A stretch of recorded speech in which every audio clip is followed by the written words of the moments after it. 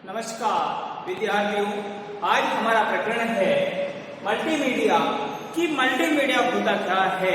Multimedia का योगदान आज हमारे किसी भी क्षेत्र की यदि बात करें, हर क्षेत्र में मल्टीमीडिया का योगदान बहुत ही सराहनीय है।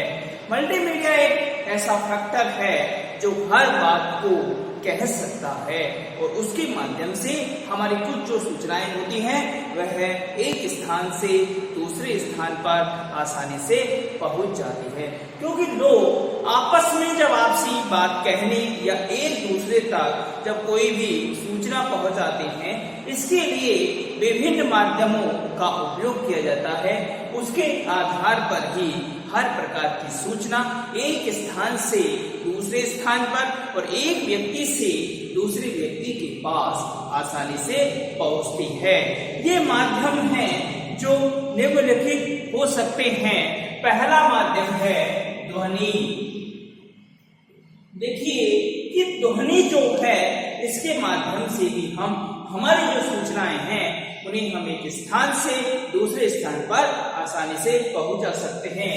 फिर है दृश्य, यानी देखने के माध्यम से भी आप कोई भी सूचना एक स्थान से दूसरे स्थान पर पहुंचा सकते हैं। प्रतीक यानी सिंबल, सिंबल के माध्यम से भी आप आपकी जो सूचनाएं हैं उन्हें आप एक स्थान से दूसरे स्थान पर एक व्यक्ति से दूसरे व्यक्ति पे पहुंचा सकते हैं। फिर आता है शब्द यानी वर्ड, यानी जो हमारे शब्द होते हैं इनके माध्यम से भी हम एक स्थान से दूसरे स्थान पर सूचनाओं को आसानी से पहुंचा सकते हैं।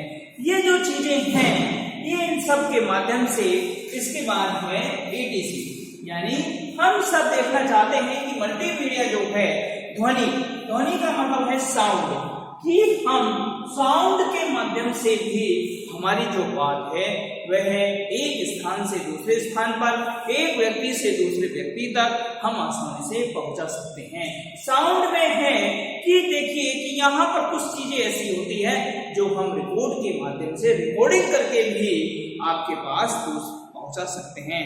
जैसे आप देखिए कि हमने मल्टीमीडिया का एक उदाहरण एक आपके सामने है कि हम कॉलेज में आकर आपके लिए वीडियो बना रहे हैं, तो वीडियो को हम रिकॉर्डिंग कर रहे हैं। यहाँ पर ये जब हम इसको रिकॉर्ड करके व्हाट्सएप के माध्यम से जब आपके पास भेजते हैं, आप घर बैठे भी इसका आनंद ले रहे हैं और आप शिक्षण अधिगम प्रक्रिया है उसको प्रभावी बनाया जा रहा है और आपको शिक्षा से जोड़ा जा रहा है।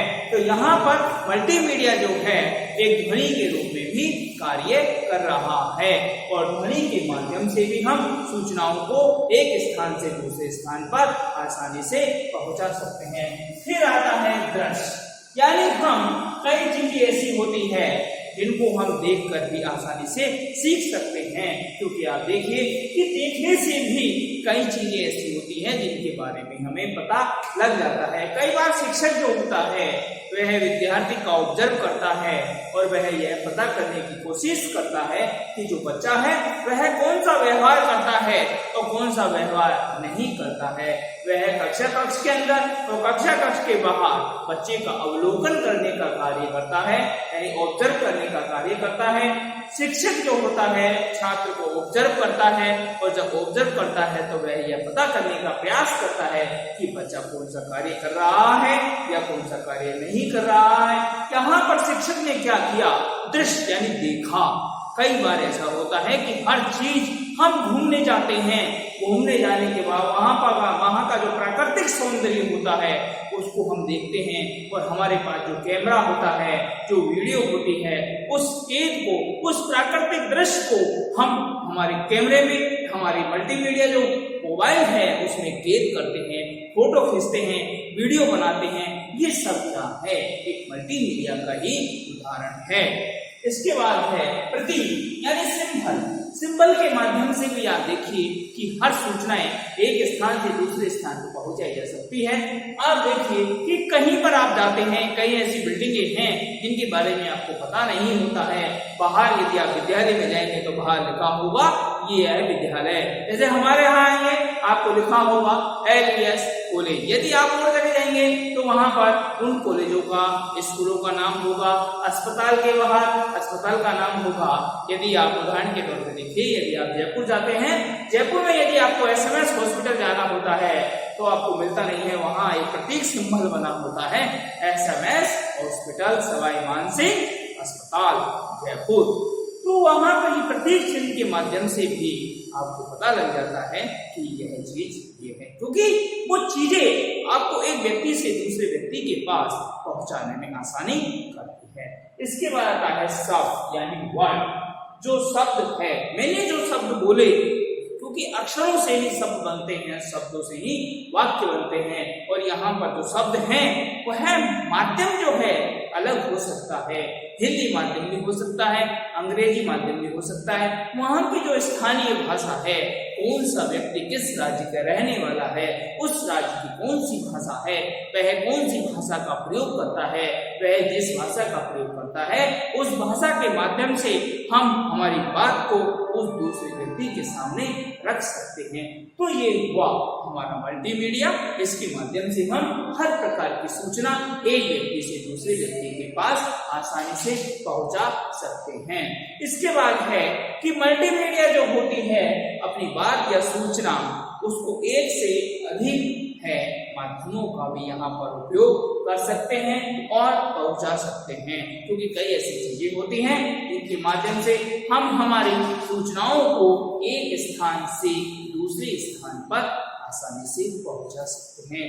आज वर्तमान समय की बात करें तो मल्टीमीडिया का योगदान बहुत ही अच्छा रहा है या बहुत ही सराहनीय है, क्योंकि हर चीज मल्टीमीडिया के माध्यम से ऐसी जगह लोगों तक पहुंच रही है जहां नहीं पहुंच रही थी, वहां भी मल्टीमीडिया अपना योगदान दे रहा है।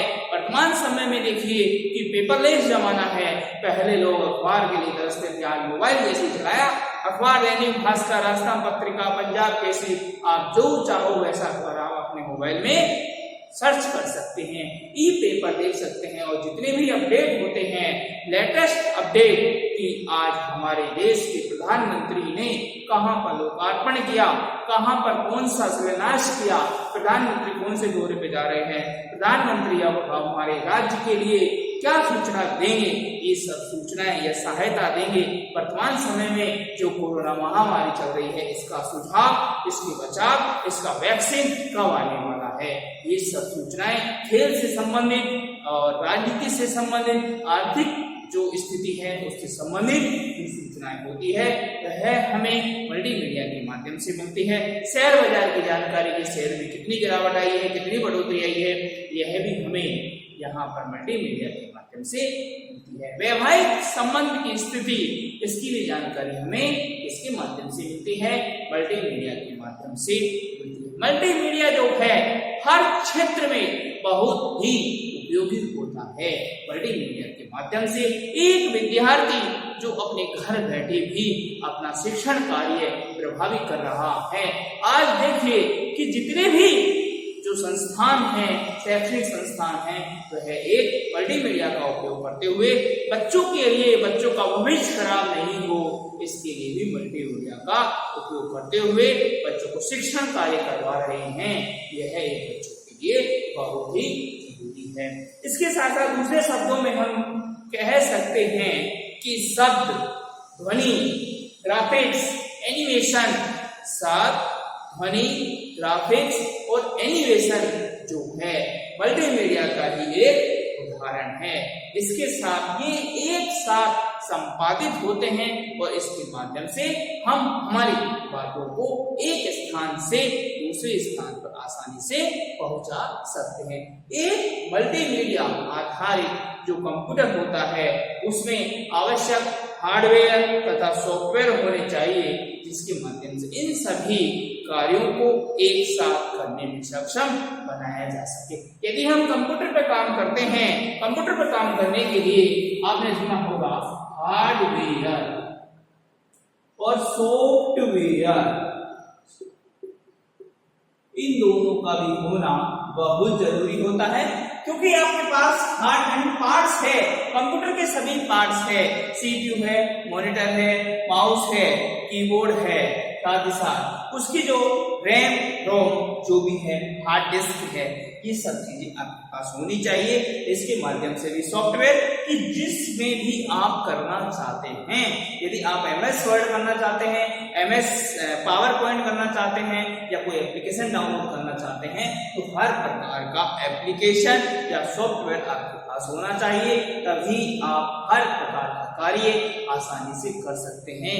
तो यहाँ पर बताया गया है कि मल्टीमीडिया में यदि हम कंप्यूटर में यदि कोई भी कार्य को करना चाहते हैं तो हमें हार्डवेयर और सॉफ्टवेयर दोनों का होना ही बहुत जरूरी होता है।